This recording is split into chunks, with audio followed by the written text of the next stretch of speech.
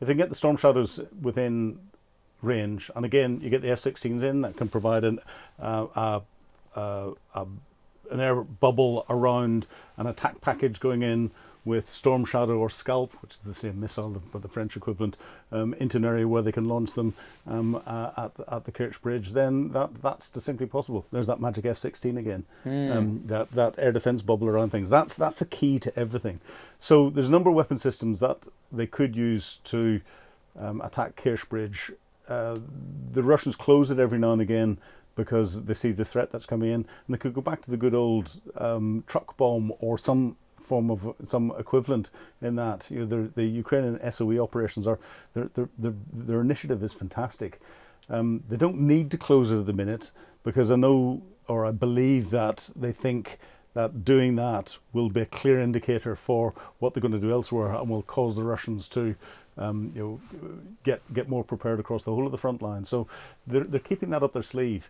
Ideally, they want as many different weapon systems that gives them the options to close it in different ways, and ideally destroy it and take it down. But the Ukrainians are concentrating quite a lot on Crimea at the moment. Their attacks on the Sixth Fleet, their attacks on air defence, and then those have been backed up with attacks on airfields, and they're trying to deny the use of the airfields in Crimea. A lot of those airfields have been used to launch the fixed-wing aircraft that have got the glide bombs on them.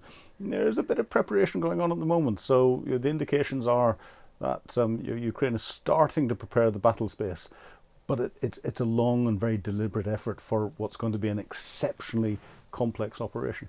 And away from the front line, are there other things we should be looking out for in terms of ways that Ukraine can take the fight to Russia? I mean, it was interesting recently, the Times were reporting how Ukrainian special forces are actually involved on the ground in Sudan, where there's all manner of conflict at the moment because Russia also has a presence there and is trying to use smuggled gold to fund the Russian war effort against Ukraine. So are there other things we should be looking out for here? There are. I think they're going to be difficult to look out for. Russia has got its fingers in so many different pies around the world. It relies on the sort of para-criminal or pseudo-criminal enterprises, or completely criminal enterprises that has got throughout Africa and elsewhere to fund the oligarchs who are funding what Putin's doing from a war machine and all the rest of it. We're also seeing levels of political support, and this increasing alliance between Russia, China, North Korea and Iran is really worrying, and I don't think this is necessarily up to Ukraine to deal with that. I think this is up to the wider international community to deal with that, because that's a much bigger threat for everyone, not including Ukraine. Is there anything that Ukraine can do specifically themselves? I think just keep doing what they're doing and making sure that they're continuing to get the Western support, because at the minute Ukraine in their tactical fight and their operational fight with the Russians are protecting us in Europe and those in the rest of the free, as we describe as the free world. If Ukraine loses, then the financial cost to us is going to be phenomenal, because there'll be a new Cold War.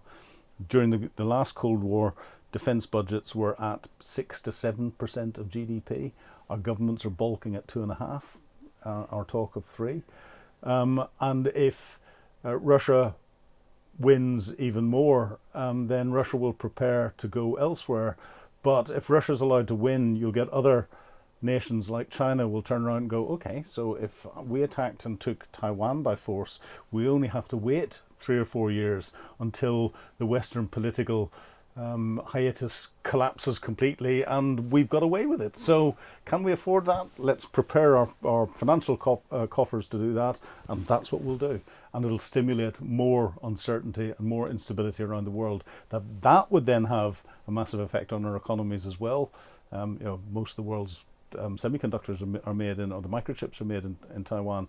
If there's a war in there, just think of the impact that would have on our global economies. It's unbearable, and that's just the start of it. So let's talk this through stage by stage. Obviously at the moment we are seeing Russia making advances, notably in Kharkiv, Oblast. Yep. What needs to happen in order to limit those advances? Well, this is where Ukraine needs the wherewithal to be able to halt the Russians. I think the Russians are making advances, but I think the Ukrainians are trading a bit of space for time, because rather than holding it hard and suffering large numbers of casualties of personnel, equipment and everything else. It's easier to hold for a bit, withdraw slowly, fight a defensive battle whenever you're attriting the enemy so much more. So the Russians have lost since January an average of 966 troops a day, 20 plus tanks, 20 plus pieces of artillery and all the rest of it. Their defence industrial base can't keep up with replacing that. They have replaced a lot of the stuff that they lost in the first 18 months of the conflict, but even at the rates of losing at the minute, they can't keep that up. So that's hollowing the Russian forces out and trading a bit of territory. That territory is not strategically significant. It's largely been unoccupied by the local people, and therefore the Ukrainians know that they can take it back whenever they've got the weapon systems and the military wherewithal to be able to halt the Russians, turn them around and push them back. That's the next step. And as Zelensky has said time and again, you know, they need more air defences, more air defence interceptors in order to protect, for example, Kharkiv city. Yeah. Well, the two elements to that. One, to protect the cities and protect the critical national infrastructure. We've seen that start to get hit, and that's only in the last couple of months.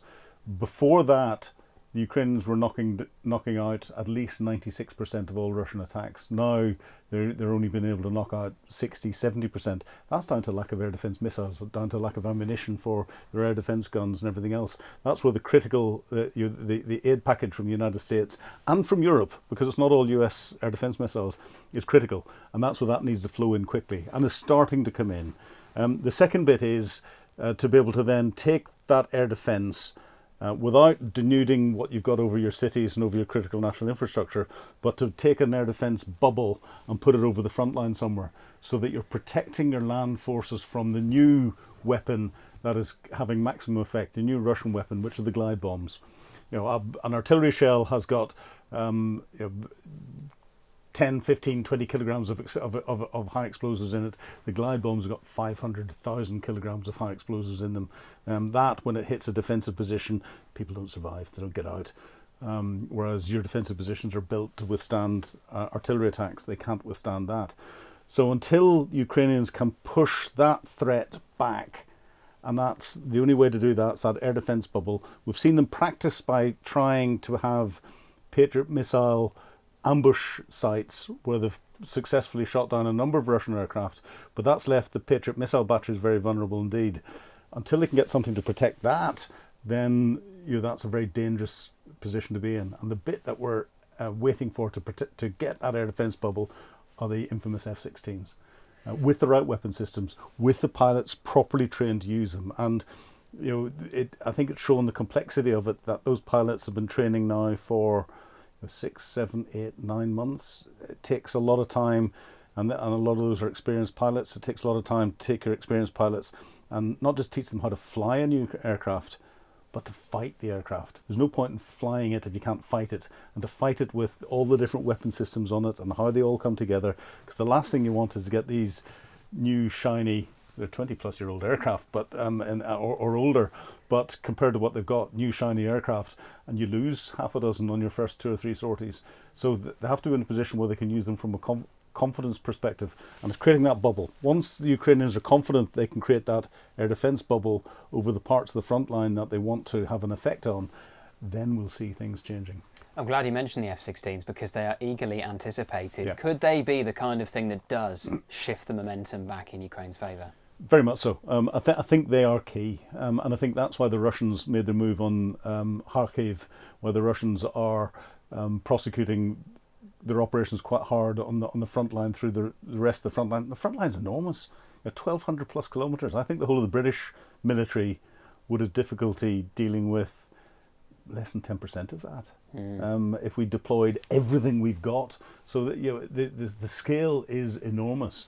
But the Russians saw this very small window of opportunity before the Western ammunition came in, before the F-16s came in, and they know that they will push their ability to fly their fixed-wing aircraft with those glide bombs on, push them back and possibly out of range of affecting the front line. And that's where the Russians went for it, as well as splitting the Ukrainian reserve forces so that the Russians would be facing less protection on the front lines elsewhere. They haven't exploited that properly, but that's what we've seen beforehand. Even if the Ukrainians, their defences are weakened down because they don't have the resources there. The Russians haven't been able to properly exploit them. Thank you for watching Frontline for Times Radio. For more on global security and the war in Ukraine, you can listen to Times Radio, take out a digital subscription to the Times, and click subscribe on our YouTube channel.